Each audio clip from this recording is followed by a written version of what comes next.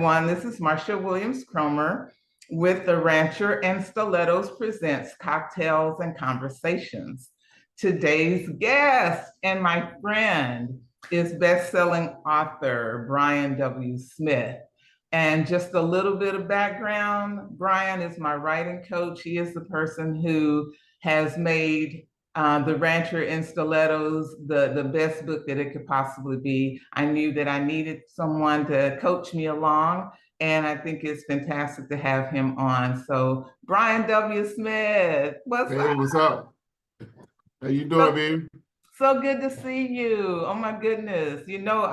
I'm just absolutely honored that you take the time and join me. I know we're friends, but even still, you are the author of 40 books and still going strong. So I know you're super, super busy. What's new in your life right now? Um, yeah, a lot of things going on, but first and foremost, congratulations to you doing Oh, your thing, selling the book abroad, and I'm just so proud of you. oh, thank Uh, you. yeah, I mean, I to watch this journey. And I mean, Mhm. when I started, I mean, you had to literally take me step by step, even just the whole publishing process. And I remember, and I think probably one of the best bits of advice that you gave me, and I don't even know if I could have taken it from everybody, because I call it Brian Church. When you come straight at me, no filter. And you just told me you got to grow some tougher skin. If you're going to listen to people who haven't written a single book talk to you about your book in a negative way, then, come back when you built different. Oh my God, that resonates because when someone Yeah, says something, it's like, oh my God, it's my baby. And ouchie, ouchie. But now I'm just like, next, keep it moving. yeah. I at this point don't even faze me. Everybody who hasn't done it can tell you how to do it. Right, Know what I'm right. saying? So you have to develop calluses, Yeah, and yeah, yeah, you got to shake it off. And if the feedback is not rooted in um the craft, meaning um if they aren't if the feedback is not centered around stuff that is legitimate, i.e., typos or um, plot holes and stuff like that. Um, if it's centered around that, then you take heed. hmm That's constructive. But if the criticism is subjective, stuff like, well, I wanted to know more about Zaid when she did X, Y, and Z, or I wanted to know about this person when, if it's just subjective and the reader just wants to know more about characters that you chose to move away from, that's just an opinion. You got to shake that off, man. I right. mean, I agree. I yeah, agree. And again, I came to this um process, basically still in corporate America. It's just something that I wanted to do, felt like I needed to do. I had the story. I just needed to put pen to paper and get that story out. hmm As we started the process, what attracted you to the story itself? What did you like the most about the story?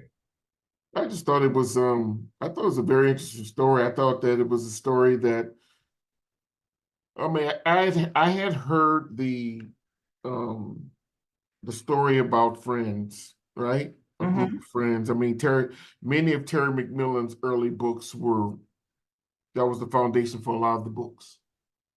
But what I liked about this character was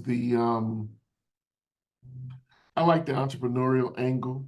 Mm-hmm. Um, I like the exploring the interracial dating, Mm-hmm. and I just thought that there were a lot of layers Right. and there was a lot of opportunity. Um, So I was just curious to see where you'd go with it, and I was pleased to see how it turned out. I didn't think it was the type of book. It may have some similarities to a lot of books, meaning that you have the group of friends and watching their relationships evolve. That may be something that people have read before. But I think that the unique personalities and the back with cities like New York is a backdrop, Paris is a backdrop, Texas is a backdrop. I just like the diversity in the settings, and I thought that as a writer, it gave you a lot of material to play with.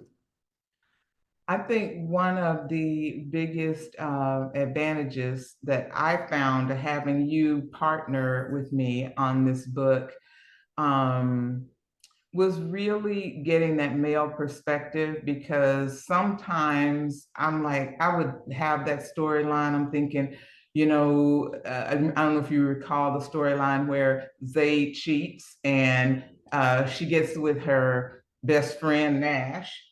And Mm-hmm. Nash is like really upset with her because, you finally found this really nice guy and you're going to mess around and act crazy. And my approach to that was to say, I want to show this double standard, if that, Yeah, I remember that conversation. right, right, right. But you checked me too. You checked me because you were I like, remember the conversation. Yeah. yeah, you remember you were like, okay, so there are double standards everywhere, and it really resonated with me when you talked about, as a girl, you could put on your cute little jogging suit and go running through any street anywhere, and not be bothered. And if that was a black guy doing that, the cops would probably roll up on him, Well, especially. it was during the same time, if you recall, that Yep, conversation. I used that analogy because that was at the time when that African dude was jogging through his neighborhood and yep, those white men chased him down and shot him in the street. yep, that's right. And my whole argument to you was whenever I hear black women talk about the double standard of how men can sleep with a bunch of women and they're called players, and when a woman do it, they're called a whore. And when I hear black women, women in general, but in particular black women, complain about that, I just kind of side eye like, suck it up, buttercup. The world is filled with hypocrisy. Like Yeah, that's just the one that's against y'all. But um in the news, that black man got chased down the street. yeah, yeah, yeah. I live out in the suburbs of Dallas, right? $500,000 homes, etc. Right? Right, right, Um, I see women jogging, black women jogging throughout my neighborhood all the time. Let me put on a hoodie and do the same thing and watch how many people are peeking through their curtains and calling the police about some mysterious black. I'm not doing anything different than what the average black woman is doing around here right. jogging. So this notion that there's a double standard, wake up. This world is filled with double standards. Y'all just happens to be in that area. Well, and to your point, because of your experience, you were able to, enter that into conversation. And I do think that it made that chapter much, much better, and obviously the book as a whole. Um, Well, so, the problem with those books, and it uh-huh. was a criticism of Terry McMillan as well. Mhm. You know, my job as sort of the person, the voice in your ear, and just offering my opinion.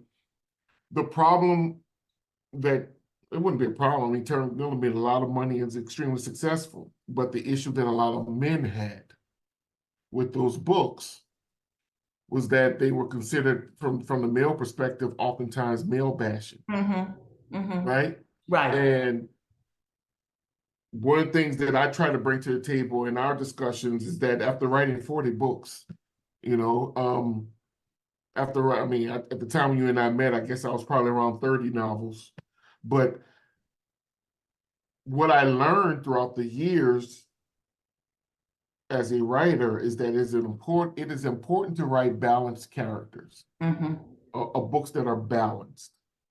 And what I see a lot, and when I was watching you go through the process, all I wanted to point out was that are you only selling to women? Right. Because if the answer is no, I want everyone to read it, then it will behoove you to bring some balance to this book. Right. That was huge. In fact, you've done that several times, and sometimes, it takes me a minute to kind of, Mhm. digest it and realize that, yeah, this is really a good recommendation. And at the end of the day, we teamed up because of your expertise, and I needed that. So anytime that you really seemed, and I don't think you were ever adamant about a choice that I made, you were just No, clear. I mean, I'm just going from, look, it's your book. Yeah, It's your exactly. book. Any advice that I give to you is, it's, it's, um, it's flanked Right, with, this is my opinion, do what you want. right. Take this in the spirit in which it's being given. But Hmm. at the end of the day, this is your journey. You're gonna do what you want, you Yeah, know? but I mean, honestly, your background and your talent, obviously, that's something that, it would behoove me to pay attention. And I do feel like from the beginning of our working together, I always had a level of trust with you. You knew that this book was really important to me. And as you know, it kind of was, though it's fiction, there's some personal stuff that kind of, finds its way into the story. No. And one of the things you were always telling me is, okay, are you thinking that about yourself as this character, or does Zayd stand on her own? And that Yeah, yeah. was really something I had to get out of my head Well, about. I mean, for those who don't know, I teach writing. Mhm. I've been a professor of creative writing for 12 years now, Right, um, at a couple of colleges, and I travel and lecture. So I've taught my share of writing classes. And what I often see in young writers is that they have a very bad habit of projecting, right? Uh, right, I wouldn't do this is not how I would handle that. I would cuss his ass out.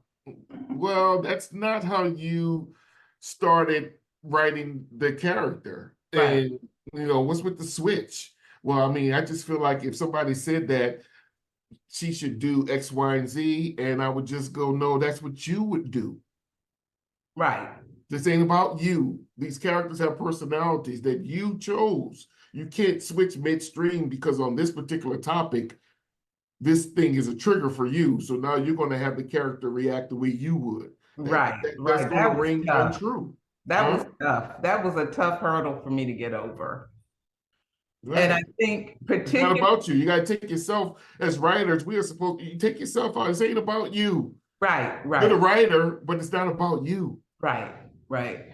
I think particularly on the third book, at that point I was just completely hands off of these characters, and the feedback has been absolutely tremendous. That is something that you coached me to do, definitely. But at the end of the day, I do feel that I'm ready to support those characters and who they turned out to be. I have a lot of people who are really upset at the way this last book ended, and are like, well, you're gonna write, when's the next book?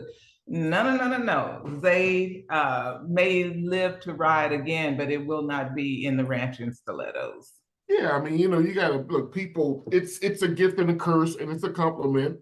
If people want you to keep writing books, but you gotta bring closure at some point. And if you have run out of if if if the life cycle of that character has come to an end, you can't be afraid to end it. Yeah, yeah. The I fact don't that know. people want to keep going is a compliment, but that doesn't mean you should still do it. Yes, yes. And, I just feel comfortable about the way the story ended. I feel like Zayd grew through the arc of all three books, and how she ended, her storyline, was optimistic. She kind of went through the process of, cleaning up some relationship issues that should have been addressed years before. And I think it put a nice bow on it because she was ready at that point to live in the next chapter or phase of her life. And Well, that's where I like the evolution of the I character. agree. I You agree. know, a character started out, if memory serves me correctly, in book one, kind of buttoned up and uptight and tight and rigid and all serious. You know what I'm saying? So I Yeah, like the yeah, fact that by book three, she was like, F it. You know what I'm right. saying? Like, I Exactly. like that. Exactly. She was very much a pleaser and wanted to make Mhm. sure everybody, had what they wanted, and she was concerned about that. But I think that's, real life. As I'm writing these stories, every book, I'm at a different place. That's So right. I You are bring not who you are, who you were 3, 4, 5 years ago. exactly. And if you're writing if you're writing a trilogy, Hmm. right, a Hmm. series, I would hope that the characters at the end of the last book are not the same way in every aspect as they were the first book. Like, if that's the case, then why don't you just write one big book, Right. right? Instead of Exactly. all these. I mean, if there's no growth, I don't. What are you doing? Like, Yeah. it's an exercise in futility. So I like the arc. I like the. I like the. I even like the fact that the last book was a little racier. Yeah. Right. Yeah, yeah, I like that. I like that. I mean, yeah, I like that. It's going. I thought it was a I thought it wasn't raunchy, but it was just racy. It was a little Right. steamy. It was not racy, steamier. I like the fact it was a little steamier. Yeah, yeah, I agree. I agree. And I think as a writer, I had to grow to that place because, like you Mhm. said, I'm the author, and I'm thinking, ooh, I'm Zabe somehow. But I'm really not, I may have used some experiences that I've gone through to frame What who has been the the audience character is. reaction to a sexier Zayd? I'm sorry. What has been your audience's reaction to a more sexual Zayd? Okay, you're not going to even believe this, but a book club that I am a part of and did a book signing for, you are also, one of the writers that appears there, and that's a book club here in Dallas. Hmm. And after they read the third book, they were like, this reminds me of Brian W. Smith. I'm not lying. Really, I'm not lying. So you definitely have had an impact on, my writing style. really, wow, that's You crazy. know, yeah, we left them kind of like there was just some twists and turns that they weren't expecting, which you have in all of your books, all of them. Hmm. Hmm. Yes. And Hmm. I think that's great for It should have made for some good conversations then, huh? it did. It absolutely Mhm. did. In fact, there were people yelling at me about messing with their characters, and I'm having to sit there and defend, Good. these characters and the reason that everybody can have a different opinion and a Mhm. different viewpoint. That's okay. I'm okay with that. But if they get that passionate about it, I feel like I've done something right. You did. Yeah, I think you did. If people spend my philosophy has always been if people are going to spend hours reading your book, then if they are not torn about something that they read, then what did we just do here? Right, You right, know what I'm saying? We just wasted everybody's time. So there needs to be something in your book that gives them pause or gives them a reason to get. We use the word trigger. Something has to trigger. You right, can't trigger everybody, but right. there needs to be a topic or two in there that triggers a whole lot of people. If not, you just wasted their time. Right. Well, and I also want folks to know how, as a writer, you're also a mentor. And some of the first opportunities that I got to get out and talk about my book, I was basically piggybacking off of events that you had scheduled. And that's because you invited me and Mhm. I was honored. And I thank you so, so much for for being that kind of person who will reach back and support other writers, and you're just amazing at that. Well, thank you so much. I mean, you deserve it. This is all about you. This is your time. This is your season. You know what I'm Oh, saying? So you grab hold of it and run with it. Look, I when I first came into this business, I don't recall many people um offering their help, quite frankly. right, right. Um, uh, you know, I made it. However, comma, I knew that if I ever reached a point to where I could help people, I would. And I'm not trying to be on some knight in shining armor stuff either. I'm not saying that that's the case, but when I see people with potential, um, I try to help if I can. And Oh, I think that you and your storyline, it just needed to be exposed to the world. And quite frankly, I think that at some point, somewhere, it has motion picture potential. and you know, from your lips to God's ears, right? Mhm. Absolutely. I think it's going to be great for either a feature film or possibly maybe an episodic TV type. I like that too. Something that's episodic. Because there are several books, to Right. be honest with you, um, that's probably a better route. There's a lot of content. It's a lot of content. There's enough for multiple seasons, and it's actually. I mean, if we're gonna keep it real, my vote would be something episodic. And Hmm. the reason why is because because it's three books, there's a lot of material there. There's a lot of Hmm. opportunity for multiple seasons. You know what I'm saying? Right. And the entire story arc can be told without it having to be chopped and spliced and That's trying the to that's sort the of part. crammed into this little box, an That's the hour and a part. half movie. You know what I'm saying? Right, right. And you know how people typically say they like the book better than the movie, and it's Yeah. because you can't really tell the whole Yeah. story within an hour and a half. You No, just, you can't. I mean, you're trying to squeeze 300 pages, 250 pages worth of material into 90 pages, yeah, which is exactly. the average script length. And Right, yeah, that's why the book is almost always better than the movie because right. the book has the runway to tell the entire story arc, whereas a movie has to be condensed to 90 minutes. Yeah, wonderful. Yeah.